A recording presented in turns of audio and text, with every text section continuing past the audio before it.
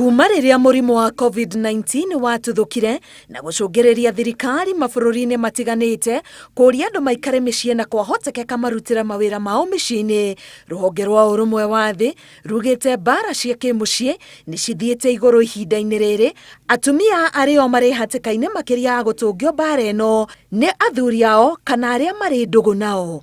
Mwandiki munene wa urumwe wa thi Antonio Guterres arauga ihinda riri ona angikorwo ni ria bata hari kuhurana na COVID-19 hari na uhotekeku wa kuhingira atumia ugwati-ini wa aria mamanyamaragia matari na uhoti wa gwiteithura. We know lockdowns and quarantines are essential to suppressing COVID-19, but they can trap women with abusive partners. Over the past weeks, as economic and social pressures and fear have grown, we have seen a horrifying global surge in domestic violence.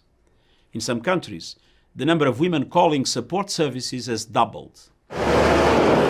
Guku bururi-ini, riboti ici cia njukaniriro gatagati ga athuri na atumia cironeka cigitambio nenda-ini cia ukinyaniria muthenya na utuku.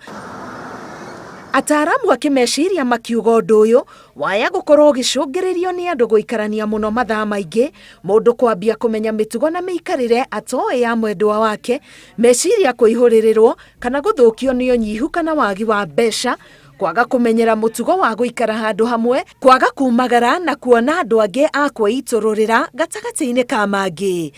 But violence is not confined to the battlefield. For many women and girls, the threat looms largest where they should be safest, in their own homes.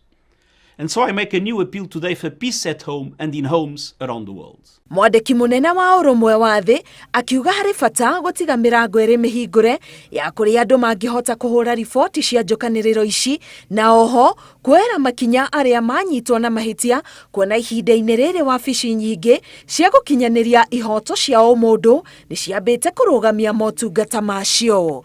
Ngiribotera Inooro TV, Getwo Karo Kenyugo Mwaura.